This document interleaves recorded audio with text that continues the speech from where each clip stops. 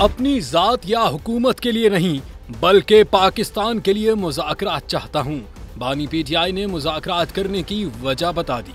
Adiala central jail में 190 million pound reference की समाअत के बाद मीडिया से गुफ्तगू करते हुए पाकिस्तान तहरीक इंसाफ के बानी इमरान खान ने कहा कि अगर मुज़ाकरात किए तो नून लीग की हुकूमत चली जाएगी। पहले भी कहा था अगर मेरे पीछे हटने से मुल्क को फायदा होता है मुझे मुतमईन करें, मैं पीछे हट जाता हूँ। बानी पीटीआई ने कहा कि नून लीग से हम क्या मुज़ाकरात करें, मुज़ाकरात ऐसे नहीं होते। महमूद खान अचकजई अगर कोई पेशकश लेकर आएंगे तो फिर मुज़ाकरात करने का सोचेंगे। मुल्क को सर्जरी और मैंडेट वाली हुकूमत की जरूरत है जो रिफॉर्म्स करके मुल्क को बचा सके।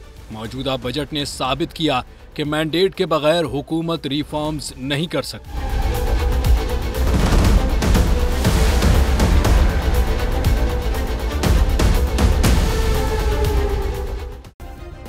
सब्सक्राइब करें और बेल दबाएं ताकि कोई खबर रह न जाए।